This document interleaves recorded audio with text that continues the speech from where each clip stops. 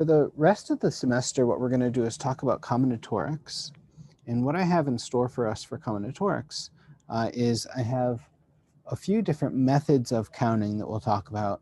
And then I want to go through some examples. These are examples that I've taken from the lecture notes. I almost said stolen from the lecture notes, but I wrote the lecture notes, so I stole from myself in a way. And so what I want to do is I want to start with introducing some basic combinatorial ideas. And then we'll use these ideas to prove certain things, to count certain things. This is just, I think, a good little bit of math for us to know for the rest of our mathematical career. So what we're going to do is we're going to start with the following. So there's going to be two basic principles in combinatorics. Combinatorics, again, is a fancy word for counting. And those are the product rule and the sum rule. And what the product rule says is that if you have a task that can be broken down into k parts, well, if you have a procedure that can be broken down into k tasks, let me use the terminology that's sitting right in front of us on the sheet. And if the task T1 can be done in a certain number of ways, say N1 ways, and if the task T2 can be done in a certain number of ways, say N2 ways, and so on, then the total number of ways to accomplish the procedure is the product of those terms. The way I like to think about this is as follows. Let's say I have two shirts, 3 pair of pants, and 4 hats. Okay, and I'm going to go out to a party. Remember parties, seeing people like in person. And so what we're going to do is I'm going to make an outfit. Now I want to know how many outfits can we make using these 2 shirts, 3 pair of pants, and 4 hats. And so one way that you can represent an outfit is you can draw a tree diagram. So we have 2 choices for shirts. Okay, so I can either do the first shirt or the second shirt. For each of these choices of shirts, we have 3 choices of pants. Okay, so we have 3 choices of pants there. For each shirt pants choice, we have 4 hats. And so each final outcome here, each kind of final tip of this tree is going to represent a distinct outfit. And now the question is, how many final points do we have of this tree? Okay, how many terminal branches? And of course, it's 24. And the reason why it's 24 is that it turns out that there's 2 times 3 times 4 outfits. Okay, and so that's the multiplication principle at work, or the product rule for counting. That's the product rule for counting at work, right? We have 2 shirts, 3 pants, 4 hats. So altogether we have 24 different outfits that we can make with those clothes. Okay, so in a nutshell, that's the product rule. The sum rule talks about, in this is a slight oversimplification, and we'll talk about this as we go along. But the product rule is used for counting things that have the word and in them. If I want to count how many ways are there to make an outfit with 2 shirts and 3 pants and 4 hats, that word and is a giveaway for the product rule. So again, that's a slight oversimplification, and there's some exceptions to that rule, namely when we get into permutations and combinations. We'll talk about that. But for now, and just means multiply. The other rule to talk about is what's called the sum rule for counting, or the addition rule for combinatorics. And what this says is that if you want to count the number of ways that A or B can happen, that's going to be the number of ways that A can happen, plus the number of ways that B can happen, minus the number of ways that A and B happen simultaneously. Okay, so in particular, if you think of these events, if you think of these situations as sets, then you can talk about the cardinality of the union of the sets. So, and I think a picture would be helpful here. If you want to find the cardinality of A union B, this is going to be the cardinality of A plus the cardinality of B, except notice that you're double counting the stuff in the intersection. So we're going to subtract minus the cardinality of the intersection. Okay, and so there's a few things that we'll do there.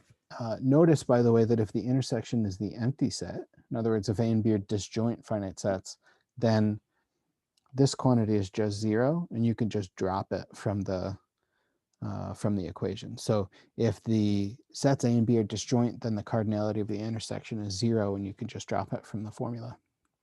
We will talk later in combinatorics, we will talk later about how to find the cardinality of the union of 3 or more sets. Okay, so there's a procedure there called inclusion-exclusion, which we'll talk about shortly. For now, I just want to take the product rule and the sum rule for counting and go over some examples. So again, these are examples that I've more or less borrowed from the book. And so what I want to do is I want to think about the following examples, and we'll just go through point by point here. So I want to start with how many 6-character license plates consist of 3 letters followed by 3 numbers. And so if we have 6-character license plates, I want to think about how many ways are there to put 3 letters and then 3 numbers. Well, of course, 26 letters and 10 numbers that we can put there.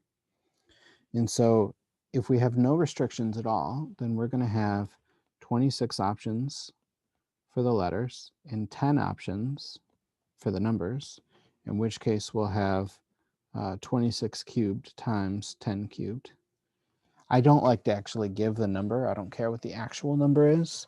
I just like to write out how to find the number. So writing it like 26 cubed times 10 cubed, I think is preferable than to writing out whatever that number is. So there's no need to give an actual answer here. If you want to put a number here, if you want to actually get out the calculator and compute it, you can do that. It turns out it's going to be 17,576,000.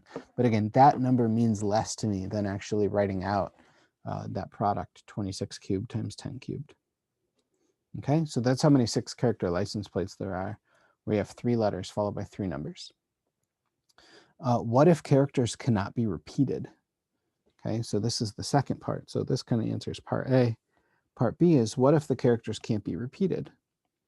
And if that's the case, then what we're going to have is we're going to have 26 choices for the first letter, 25 choices for the second letter, because it can't be the same as the first letter. So whatever that first letter is, that means that we only have 25 choices for the second one. Whatever the first 2 letters are, turns out there's only going to be 24 choices for the third letter. And then there's going to be 10 numbers that can go in the 4th spot, 9 numbers that can go in the 5th spot, and 8 numbers that can go in the 6th spot. So this product here, again, I don't care what the actual value is, 26 times 25 times 24 times 10 times 9 times 8. Okay, that's the number of 6-character license plates that are going to consist of 3 letters followed by 3 numbers where characters can't be repeated. Okay. Moving on, how many bit strings are there of length 5? A bit string is just a sequence of 5 bits, where a bit refers to a 0 or a 1. So for example, you could have 0, 0, 1, 0, 0. You could have 1, 0, 0, 1, 1. These are both bit strings of length 5, and we want to know how many are there. Well, we have 2 choices. We can again think of this in the same way as above. We have 2 choices for the first bit. 2 choices for the second bit, and so on. So altogether, there's going to be 2 to the 5, or 32 bit strings of length 5. How many bit strings of length 10 start with a 1 and end with 0, 0? Well, the way to think about that, so we're going to have 10 spots, and the first spot and the last 2 spots are filled, because this first spot is going to be a 1, and the last 2 spots are going to be zeros. Okay, and so when I put an X here, what I mean is that we don't have any choice. Okay, we don't have any choice here. Those are fixed values. And so what that means is since they're fixed values, there's really only one thing that we can do there. So we're not going to include them in our product. But everything else is free to be what we want. So we have 2 choices for the rest of these. Okay, so 2 choices. So that means there's going to be 2 to the 7 choices there. Okay, so there will be 2 to the 7 such bit strings of length 10 that start with a 1 and end with 2 zeros. Okay. How many bit strings of length 8 start with a 1 or end with a 0? I want you to get in the habit of thinking of ors as unions and ands as intersections, where you use the product rule. So here, if it's an or statement, so I want you to really hone in on that word or. That means that we're going to have to use the sum rule for counting, right? Because we want to count the number of ways that A or B can happen. So what we're going to have to do is we're going to have to count how many bit strings of length 8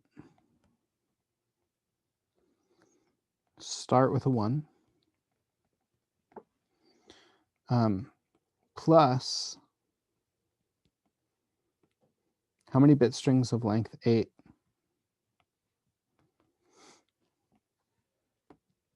end with a 0,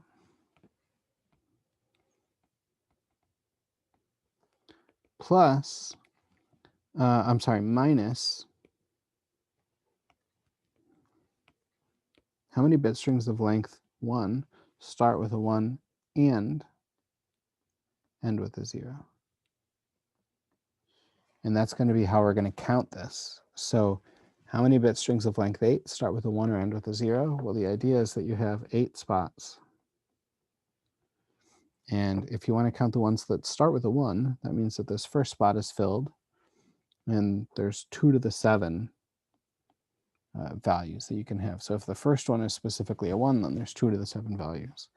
On the other hand, if the last value is filled in, then there's again 2 to the 7 bit strings of length 8 that end with a 0, because the last bit is fixed as a 0. The first 7 can be any 2 values that we want. So 2 to the 7 of those.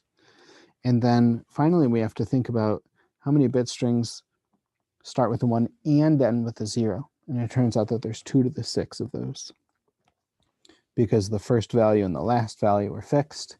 And so that leaves us with 2 to the 7 plus 2 to the 7 minus 2 to the 6th. Okay, so that's that. I'm going to start circling our answers in red here just so that they're a little easier to find.